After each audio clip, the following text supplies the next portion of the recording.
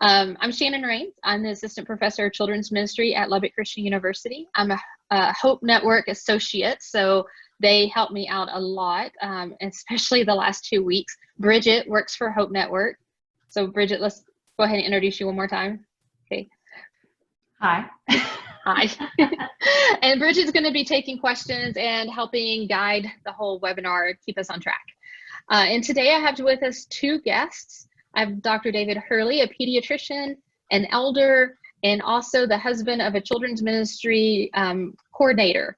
So he has all kinds of skin in the game in this one. And then I have Darla, and she is the children's minister at Oak Ridge Church of Christ. And she's going to be talking to us some about intergenerational ministry towards the end of this call. So David, let's start off with you. Tell us a little bit about yourself. Well, I've graduated ACU. I've lived in Utah for the last 40 years. I'm a pediatrician. I've been on the faculty of the University School of Medicine, University of Utah School of Medicine, and the Primary Children's Hospital as a clinical faculty person. Been in private practice as well, concurrently, and just have retired a few weeks ago. We, in addition to being pediatricians, we attend the Murray Park Church of Christ, which is a small church. We have about 70 people if everyone were to come. We were a church plant from the Cross Tower Church of Christ about 15 years ago. I'm one of the 3 shepherds there.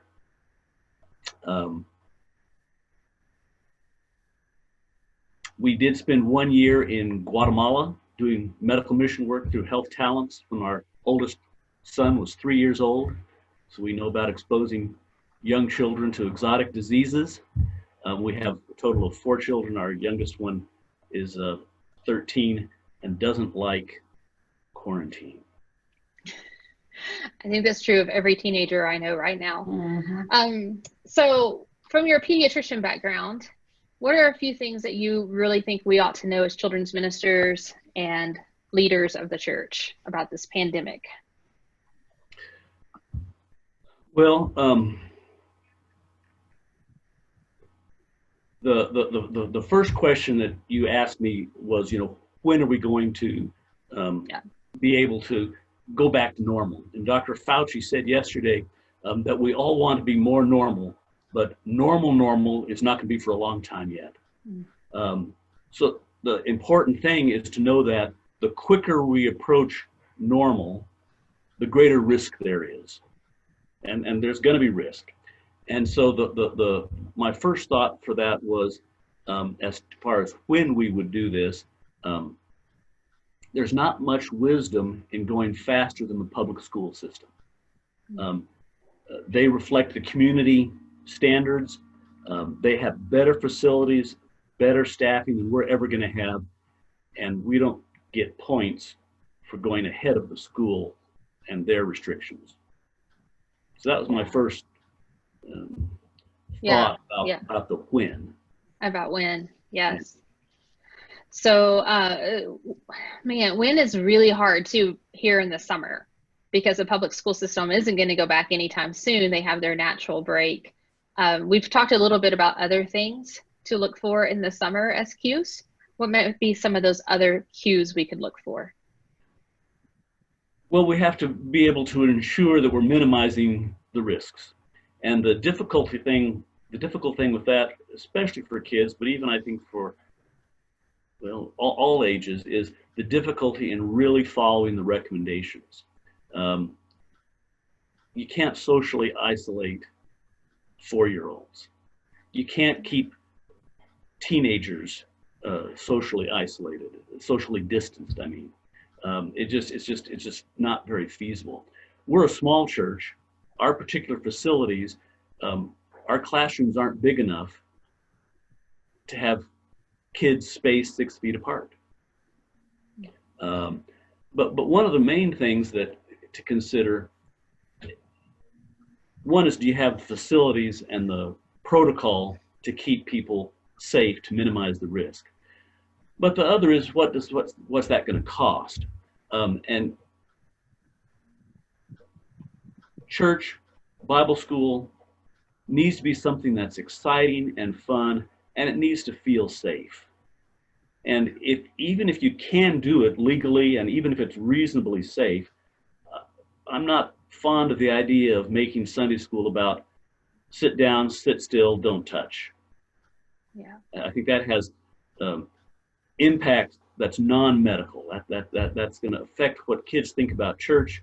And I don't much like the idea of having Sunday school with the thought of people wearing masks. Yeah, that is hard. Hey, Bridget, my email with the questions is not on my screen because I forgot to put it up on my screen. And when we went live, I think it went away. Can you look at the email and see what the next question is? And I'm going to try to get it back. There haven't been any questions for Dr. Hurley yet. Okay. So, Dr. Hurley, do you have that email I sent to you the other day in front of you? Because I'm going off script a little bit and I can tell. Okay, so feel free to continue working down the line. But are you comfortable if I go off script a little bit too? Oh, sure. Yeah. Okay. So you said a minute ago, this really caught my attention. You said a minute ago, because you were missionaries for a year and you had to take kids into situations where there was exotic diseases, that you know what it feels like. And that really caught my attention as a mom, because I thought, what does that feel like? You know, or how do I work through that? Because we are looking at the situation that our school says we're going back in August, and I don't know if I feel like the pandemic is going to be taken care of by August. At some point, we have to just get back out there. So what advice do you have for parents like me that's trying to figure out, how do I parent in this? That's a good question. One of the nice things about this particular disease in children is that children in general are much less affected. They're probably just as good or maybe even better at spreading the disease. But from a parenting standpoint, I think that kids are good at perceiving the concerns and fears of their parents. And if the parents are anxious about this, that's going to make the kids twice as anxious. The masks and those sorts of things are going to make people anxious, but even more so, I think, will be the parental attitude towards what's going on. And it's a balancing between being safe and being relaxed. And those kind of pull against each other. Yeah. So as an elder, how are you thinking this through for your congregation? I mean, you have some good guidelines about when to come back whenever, you know, the school system, those things that we can look at, that the government's kind of showing us we think it's time. But how are you looking at this for your congregation and their spiritual formation? Well, right now, even the shepherding needs have gone up dramatically. This is not about pediatrics, but I was talking to a couple on the phone a couple days ago, and they literally haven't been outside of their house in 6 weeks. And that's unhealthy for anybody. And so I think anybody in a ministerial position has to encourage people to be safe, but not be locked in a closet. And there, again, there's that balance. So I suggest that they get in the car and go for a drive. They can leave their windows rolled up. They're safe. But they hadn't even thought to do that. And so it's the same thing with kids. They have to be able to play. They just have to. And the more you take that away from them, the more anxious they're going to be about everything else. Yeah.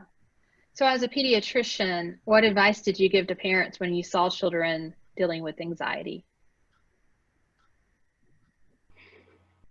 You have to be open. Kids are too good at seeing when we're trying to hide something. So you got to be honest. You got to explain things the way they are. You have to be reassuring. You have to encourage them to do constructive activities as opposed to no. Got to have a bunch of yeses to go along with your no's. Yeah, I'm noticing in my son how much he's picking up on the anxiety that's all around us, and even trying to be careful for him. That looks like not just being careful. It looks like fear. And trying to find that place that careful is not fear. And that's really hard. Well, my teenage daughter doesn't want to go visit her friends, would not want to go, but yet her friends sometimes get together. And so that makes her feel sort of angry at them and sort of left out by them. And that's a difficult thing for a teenager. Yeah. We talked about that too a little bit in our phone call about when is it okay, or situations that it might be okay to see our friends, ways that we might be able to do that and stay socially distanced. So you had some good suggestions about that. Would you mind kind of sharing those suggestions? Well, without doubt, the safest place to see people would be outside on a sunny day when there's lots of wind. The virus is physically diluted quickly by that. You're actually less likely, if you're walking, if you're moving, the virus is pushed away from you by movement. So for kids to be sitting on a lawn outside, even the Sunday school class, if you had older elementary school kids sitting on the grass in a circle outside 6 feet apart, that would be doable. The risk is much, much less there than in a closed classroom. Okay, so that might help us feel some, as well as for class setting. Yeah. So that might help us fill a little bit of that void of seeing other humans, and still can't have really the physical contact, but there's something different about seeing somebody's face in person than through a screen. Bridget, do we have any questions that's come in yet? Yes, one question on when he was talking about following the schools. Is that just for children's ministry, or do you think churches that can handle social distancing within their auditorium could do an intergenerational thing? Or are you thinking we shouldn't go back to the building till the schools do? I think the ability of a single teacher or even two teachers with a classroom of kids to keep them socially distanced is practically impossible. For a family unit to be kept socially distanced in an auditorium is a lot easier. You've got at least one adult for her kids, and they can all sit as close as they want to. They can touch each other and poke each other as much as they want to. So the auditorium, I think, in a family setting is a much more functional, safe, lower risk, more doable. Yeah. Than a children's only group. Right. Yeah. So we talked about what you do every Sunday just for your church to meet to live stream. And I wrote that down in my blog, so some people have read it. I don't know if you want to go into detail, but one of the things that stands out to me is you go through a lot of precautions just for a few people to meet in the building. When we come around to this time that we start doing intergenerational worship, we probably can't take those same precautions. So what do we actually need to do, I guess, when we start having people in the building? So maybe talk first about that routine you have, and then how would that change when? There are two different things that are of value in doing the things that I do. When I go there, we have 4 people meet to do our little worship team broadcast every Sunday morning. But I go there and I open up all the doors, including all the bathroom doors, prop the front door open, so that way nobody has to touch the doors. For communion, we don't pass the tray. It's everybody takes the bread, takes the cup, throws away the cup right there, and so there's not anybody touching the tray. The benefit of that from a medical standpoint is small. We like to have the windows open, the right spacing, of course, the hand sanitizer, people have to wash their hands. But part of the benefit of those things is to help you remember what you're doing. And so there's a bit of medical theater involved that says, wow, all the doors are propped open. That reminds me not to touch my face. That reminds me not to shake hands with somebody. But for sure, even when we all get back together, the things that you touch, that everybody touched with their hands, is one of the risks. That's doorknobs. That's the communion tray. And of course, hugging and shaking hands are even more so. The other thing to think about, of course, is illness. And the schools have general good policies about who should not come to school or what makes you get sent home from school if you're sick. And so anybody who has fever ought to stay home. Anybody who's vomiting or having diarrhea ought to stay home. Anybody who's got a bad cough ought to stay home. In this time, probably anybody who has any cough ought to stay home. And there are a lot of causes to cough besides COVID, but it's hard to tell by looking at it whether it's an allergy cough or a common cold or something worse. Yeah, and I can hear like every parent in the world that has allergy kids think, oh no, I'm going to be home now like the rest of my life because I have an allergy kid and she just always has something going on. But this is good advice. So we shouldn't assume if we want to keep our people safe. So one thing I want to read to you real quick before I forget it. So David and I have some friends are in common, and his family in common. Edie, his sister-in-law, was a children's minister. And so somebody just said on the chat, Dr. Hurley, I'm friends with Bruce and Ely in Amarillo, Texas, and Edie says hi. That's from one of the children's ministers up there at Southwest. So I just wanted to throw that in there. I thought it was fun. Church of Christ is such a small world. You know, it seems like we all know everyone. Bridget, have we had any other questions come in? Yes, when he mentioned opening the doors, Danielle asked, how do you safely keep doors open with kids and possible runners and just safety in general? Well, and that's the advantage of being in a family worship sort of setting. You've got a parent there without having to almost sort of one-on-one parent to child. Running out the door is certainly a possibility, but if you can't keep them from running out the door, you're not going to keep them from jumping on somebody inside.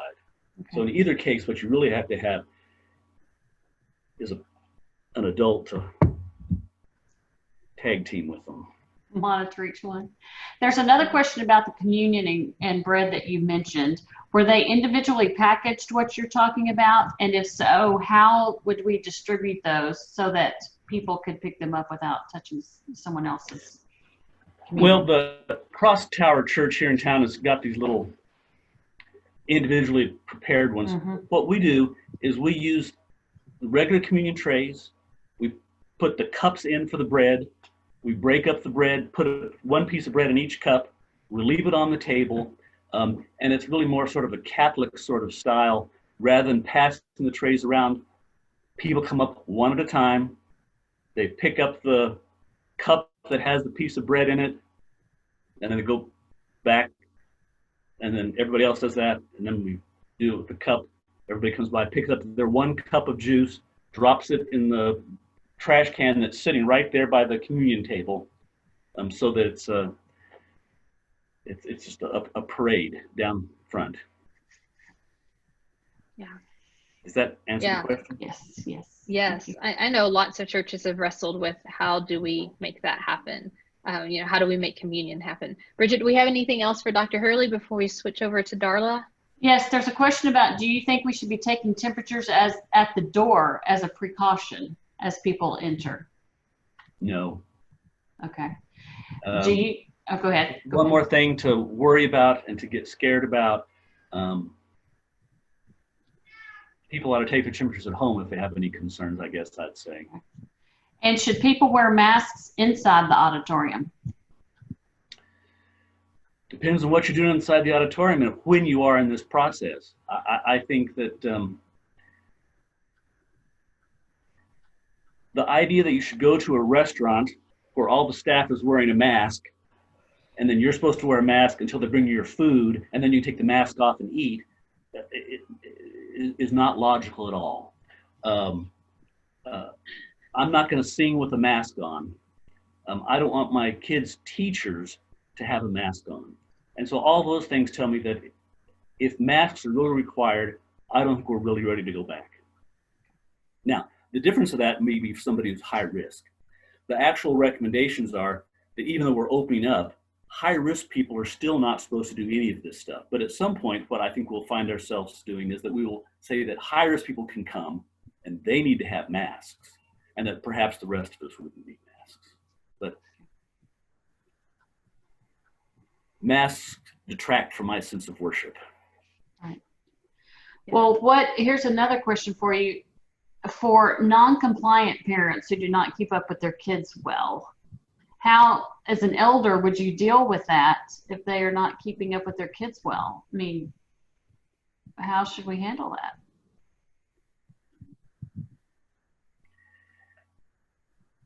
You know, I think that at some point, if it wasn't being monitored, you'd have to say we can't do it at all. That's a really difficult thing. Right. That would need a one-on-one, case-by-case approach. But if it were getting out of hand, you'd have to say, sorry, we failed. We're going to have to go back to Zoom church. Yeah. In some ways, well, in a lot of ways, I think elders are going to end up with a much harder job trying to figure out how to make this work than us ministers. I mean, we can put programs and situations into place, but you as elders, all the shepherds out there that's listening, will have to step into those very difficult conversations that might come down to, we love you, but you can't be here right now. And that is the one thing that no one wants to say to their flock. But it sounds like we might be in a situation where occasionally that will be the only answer we can give. We love you, but right now is not the time for you to be in the auditorium or here physically. That's what Zoom church is still for. That's what live stream is for. And the balance, though, is between risk versus normalcy. And you got to balance that in some way. And if the risk is going up, then the normalcy has to be scaled back. So you mentioned that you did not want to worship with a mask on, but someone has asked that if we're singing, are we actually projecting germs even further if we're singing? Probably so, yes. Okay. Just a hard situation. Okay, here's a question. How would you suggest we deal with members who post publicly on Facebook about how they're done with social distancing and are intentionally increasing their exposure, and then they want to come to worship?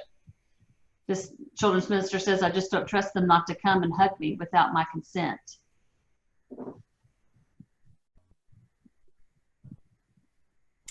That's a very good question. I don't think I have an answer for that. Yeah. My ability to fellowship is not dependent on agreement with political views or with medical health views. But boy, that's a real difficult question. If we're having questions like that, that's another vote to say we're not ready. Yeah. You know, the other day I was up at campus and there was about 2 people in the building I was in. And of course I was excited to see them, but they were already there. And so I didn't feel like I have to run up and hug them because I knew I was about to see them. But then a third person walked in that I didn't expect to see. That's also a friend. And it was like, we both started towards each other, give each other a hug. And then we're like, oh, we can't do that. And I just see us sitting in auditoriums of, 70, 100, 1,000 people all thinking, I can't do that. And yes, this concept of some will ignore the rules or ignore the best recommendations, and it's anxiety provoking. We have to work hard to find peace. You know what else is anxiety provoking is my son popping in to photobomb every so often. So I hope y'all didn't hear me tell him to go a few minutes ago, but I love that he likes to come in because he likes people to see him and he feels comfortable with that. Which brings me, I'm going to shift it to Darla with that really awkward story, because your focus is on kids, and this is an awkward time with kids, and they're getting comfortable with screens and being where their parents are and jumping in on parents' meetings. Darla, help us understand, what can we be doing during this time? Go with it. I mean, you're seeing on national TV kids popping in with their parents, so just go with it. Yeah. Because part of where your heart is in intergenerational worship, intergenerational activities. And that really does mean that we're going with it and our kids are there. And sometimes we want things to be totally perfect with church or service or whatever we're doing. It's not going to be perfect with kids, but it's going to be meaningful with kids. So I know you're thinking about some ways to do intergenerational things right now. What's some of those things you're planning to do or you're thinking about doing? So a little bit of my history. I actually grew up in the non-class Churches of Christ. So I was in forced intergenerational worship. Some of what I experienced was really good, but some of what I've experienced was how not to do intergenerational worship. We can discuss that another time. But part of that, you just said it, we expect it to be perfect. To me, expecting the worship to be perfect is more damaging than helpful of bringing our kids into it. Because if they see, oh, I can't do anything unless I can do it perfect, then we have issues. And as we kind of go through these, I'd never assume that what we do here or what I suggest would be perfect for your congregation, because every congregation is different. I don't know your circumstances. I don't know your situations. But maybe it'll just be a springboard for you to either tweak or just get your ideas flowing so you can, implement something. Shannon asked me to come up with maybe three things that we could start looking at. And so I want to start with, even though I throw these ideas out there, intergenerational worship isn't like a quick road trip or a quick trip. It's like an extended road trip, and we're taking detours all along the way. And so here at Oak Ridge, we've spent the last several years really purposefully trying to implement intergenerational worship, relationships, concepts. And so this almost seems like a detour instead of a state of the heart interstate that we're working on here, but we need the detours too. The first thing is more conceptual maybe, and that's a couple of parts. That I think the first thing we have to do is realize that we've got to change this mindset of children. The children are the future of the church, because the children aren't the future of the church. The children are the church. God knitted them in the womb. God created them to be spiritual beings. We didn't just wake up one day mid-teenage years and all of a sudden we're a spiritual being. We've been that way all along. And the other concept is that the children aren't just tiny adults. So if we try to implement things like, okay, we're going to have one child pray every Sunday, or we're going to have one child pass communion every Sunday. If we're still putting that tiny adult expectation on them to do it perfect or do them like then we're kind of missing something. So those two things, I could spend a long time talking about those two things, but maybe for now, just start working on those concepts personally. They're not tiny adults, and they are the church. They are spiritual beings already. The second thing is developing the relationships. Again, we can have them doing the things, and I'm not saying it's bad to have them lead a song or bad to have them say a prayer or do the communion, but if the relationships aren't there, it's still more methodic and it's not organic. Short-term relation, like I said, Oak Ridge has been working on this for several years, and I can go into a lot of detail at another time when it would be more beneficial on that. But short-term ideas for relationships. Maybe you have your shepherds FaceTime your kids. Short phone call, once or twice a week. It didn't have to be a 30-minute phone call. It can be, hey, just wanted to see how you're doing. Hey, tell me about your day today. I'm just so happy you're my friend. Quick, sweet, but it means the world to that kid, and that relationship is there. And there's just a bond that builds, and that kid goes, oh, that's one of our shepherds. I can go to them, or I can talk to them, or, they'll help me if I want to prepare something. And it's going to feel awkward. As a grown-up doing that to a kid, it feels really awkward, but it's not awkward to the kid. It's huge meaningful. There are all kinds of ideas. I mean, the first week we did this, I immediately took out a bunch of self-addressed cards to all our kiddos and doorstep dropped them and asked them to mail them to some of the older people. And immediately that started the older people sending letters back to the kids. And so we have some of that relationship going on between the younger and the older kiddos. Just anything that will build a relationship. And it may seem silly to a grown-up, but it means the world to a kid. It's not awkward to the kids. So the relationship is huge. The relationship helps the kiddo not feel so bad if they get up there and mess up, you know, because these are my friends. These aren't a bunch of grown-up perfect people. And then the third thing I thought about was more of a partnership instead of a cold assignment. And this looks like, I mean, we do a lot of this. This looks like child and adult sharing the Bible reading for the day. Child and adult sharing the communion thoughts. And I have a little video clip of just 2 or 3 of these things that if I can, I'll play it, because we have purposely decided in our live stream, or in our streaming, it's not even live, some of it's pre-recorded, that we're not stopping the intergenerational stuff. We're not doing flashy. We're not doing, we are not worried about it being perfect, because we have worked so hard not being perfect that we wanted these kiddos to stay very much involved as we've gone forward. Some of it, the partnership may be, instead of me getting up on, we have family worship Sunday once a month. Instead of me getting up and doing a child's version of the story, the kids get up and tell their version of the story. You know, maybe I prompt them or maybe I help them, but the kid is actually giving their version of, one of my favorite examples is Elijah and the fire at the altar. So I helped the kiddos with this out a little bit. We knew that our minister was going to be preaching on that day. We brought up the sandbox to the stage, and we used some alcohol, and we built a little altar, used some alcohol, poured it around the trench and lit the trench, you know, and it had a little mini fire right there on the stage. And of course, the rest of the service, the kids were just like engaged and listening to the story. They had a visual, they had a part in it, you know, they had ownership in it. Those are just kind of the partnership aspect of it, instead of here is, you know, here is a token spot for you.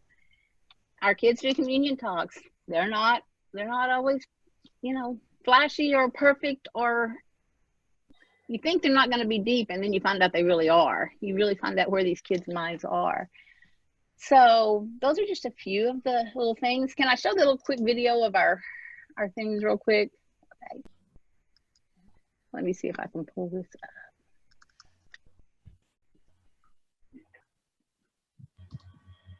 He's cute. I love that hair and those little eyes. This is a 4-year-old reading the 23rd Psalm. Aw. So are y'all doing Zoom church? Or are you doing more like Facebook Live, or? We actually, we record it and put it on YouTube. Okay. We have a YouTube channel. Okay. Why don't you narrate it for us? Well, the first part was the big one. Yeah, the Lord's Prayer, or the 23rd Psalm. This little guy, here's one of our little 3-year-olds, and this was a couple of Sundays ago, and their family was doing the communion thoughts. And so his dad asked him, what are we doing? And he gives a 3-year-old version of what we're doing. And then dad goes into, you know, talking about the communion. And then this is just one of our teens. We have something called family prayer time every week, and she's introducing family prayer time. But it's just with her family. But it's just a matter of it being a partnership instead of just being up there to. Yeah, no, I'm not hearing. There we go. Okay. Okay, you can hear us again? Yeah, I hear you. That's great. So have you had any pushback from these kiddos about being videoed and put online, or from their parents? I mean, there's safety issues and stuff that parents think about. Well, too. Our YouTube channel is very secure. I mean, it's just for members, and you have to be approved to be on. But no, and I think part of the lack of pushback is we've been doing, this is our normal. This is normal that these kids are doing this on Sundays and in services, and so it's not odd to them.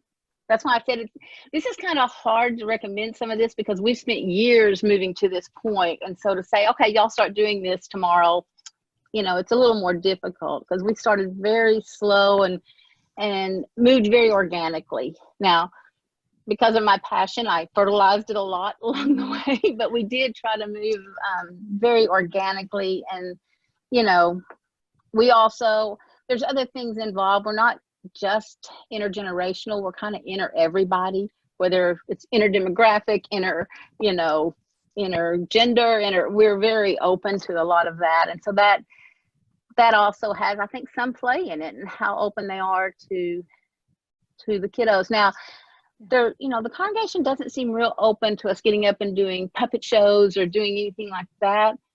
But yet they're also not expecting these kids to be tiny adults. And so they're very open to this. Yeah, I think it's a good thing whenever a church can invite kids on the stage to do kid things. We do that a lot with children's sermons or with choirs or puppet shows or whatever. But I think it's something totally different when we invite children into the liturgy of the church, right? So you're inviting them into the everyday practice of the church and expecting them from their point of view, from their maturity and faith, to speak into it. And I know that they do. And there's something much more powerful about that, because we really are valuing children as worshipers at that point, and not just as people that can give to us with some kind of, outward show. And we're like, oh, they're so cute, I want one, or I don't want any anymore. But this child just led me in worship. This child just led me to pray. And I think that's some of the big, and I know Dr. Hurley kind of mentioned this somewhat. You said, I wanted to hug this person. We're all so anxious to be back with our family.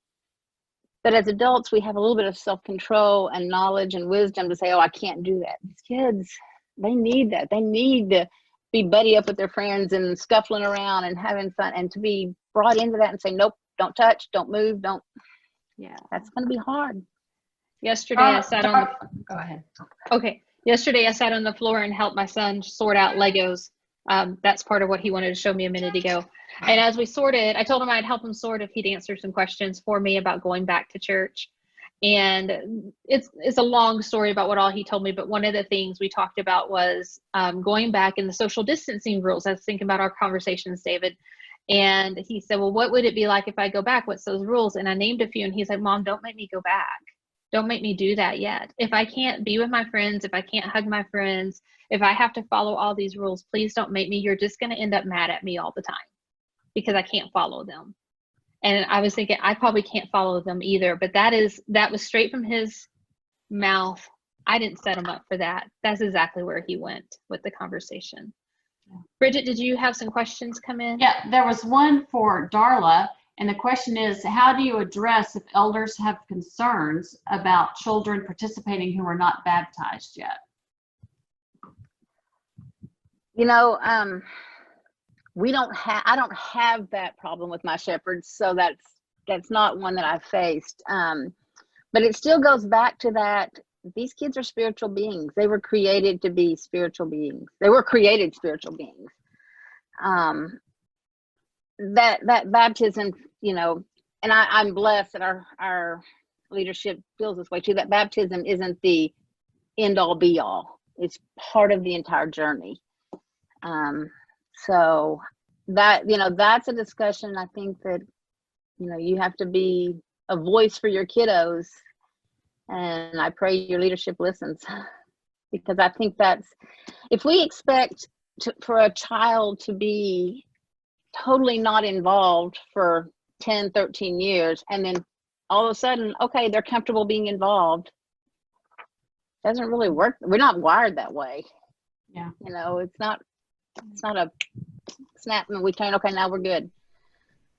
Yeah, Summer added in on the chat that this, you could say this is a part of their spiritual formation to lead them to baptism, is what, the discussion with elders could be, is it's part of the journey to lead to baptism. So thank you, Summer, for that input.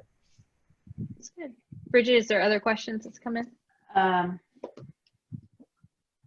think that we've answered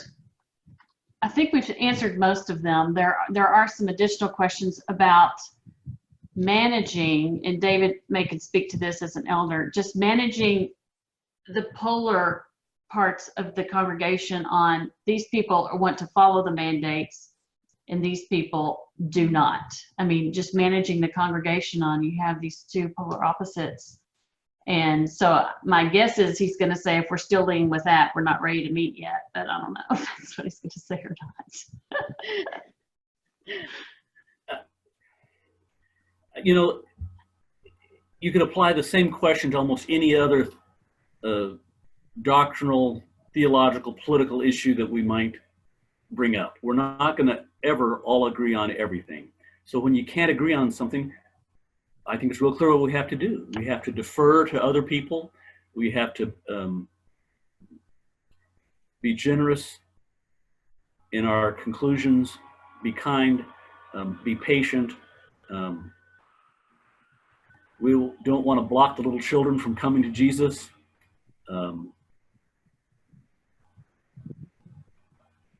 It's not unique to COVID. That's a good point.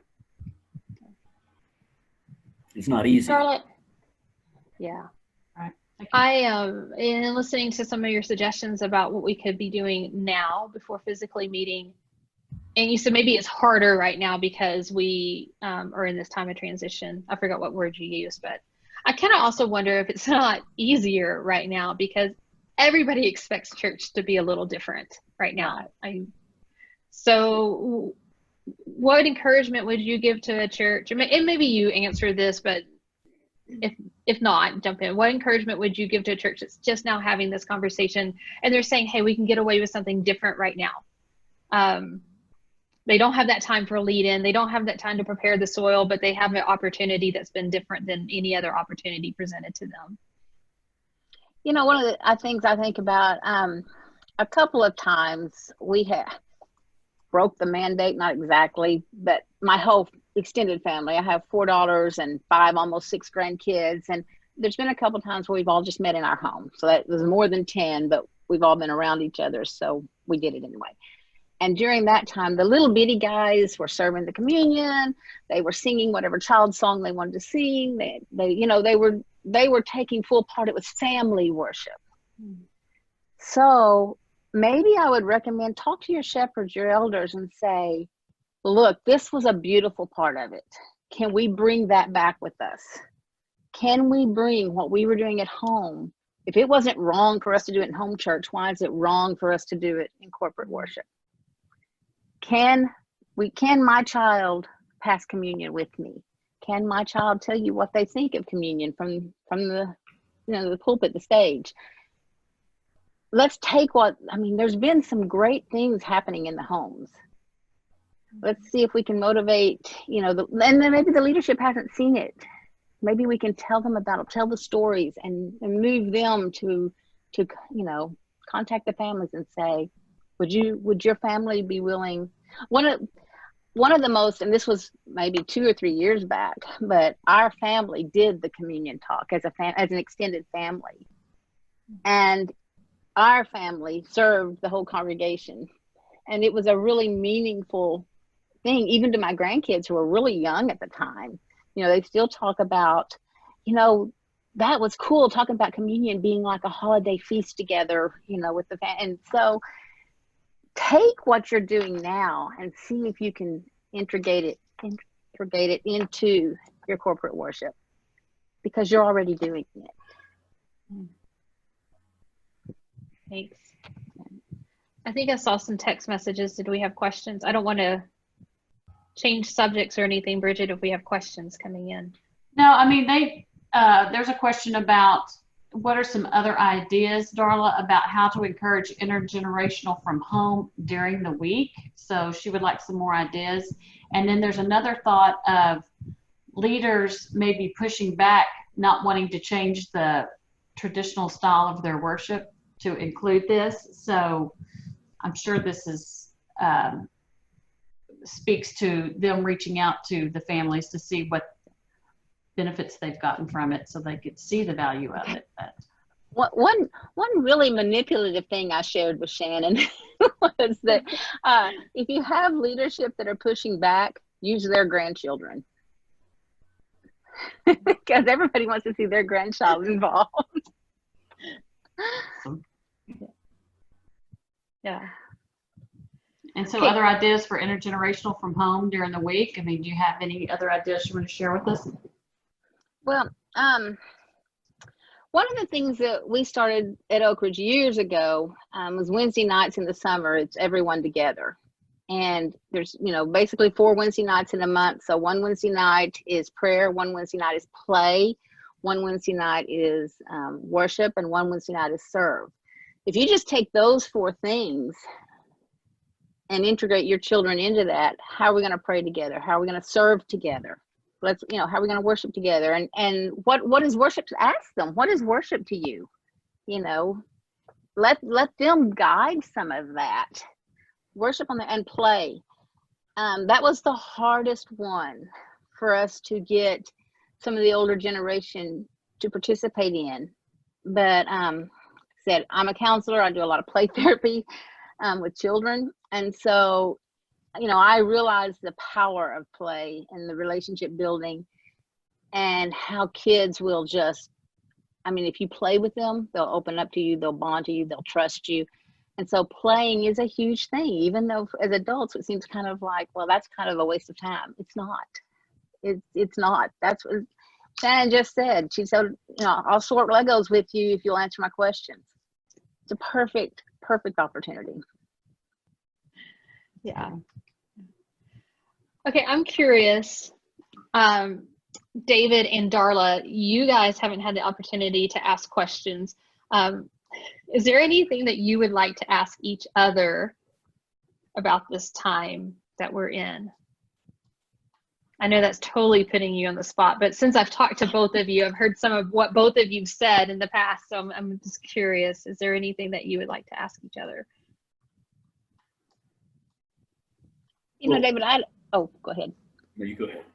Well, as you play the role of both doctor and shepherd, how do we speak to the shepherds who are so convinced that the best thing we can do is immediately get everybody back together as fast as we can, regardless of what we have to do?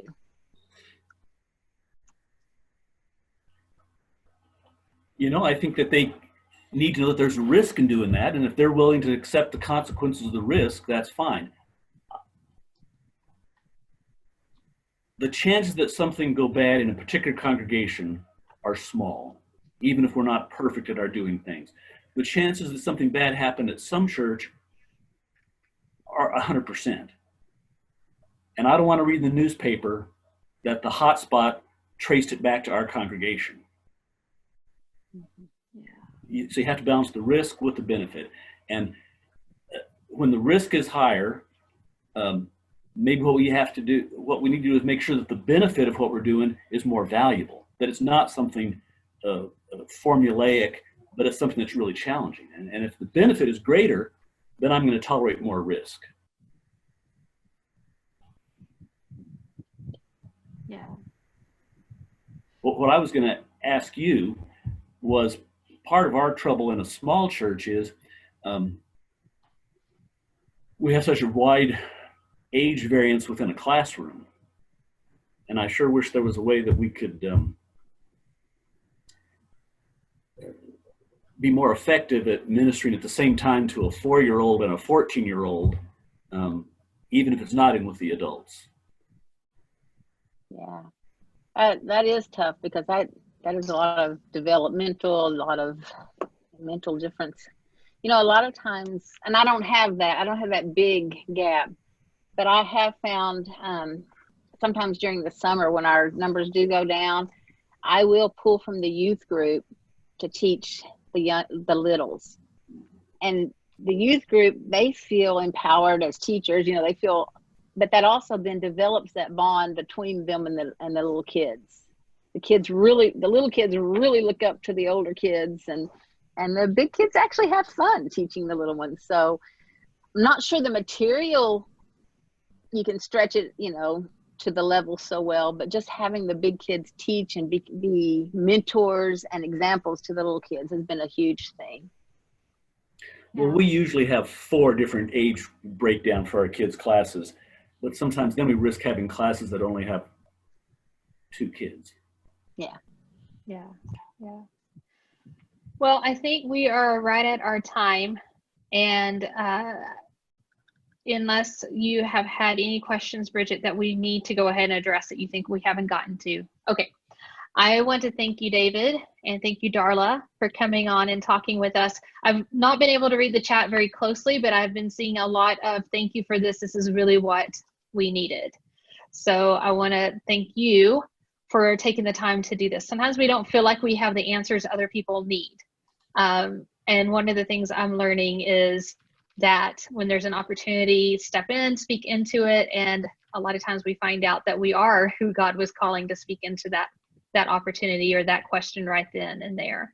And I think you both have. And so I very much appreciate that. I appreciate your time today, spending time with us.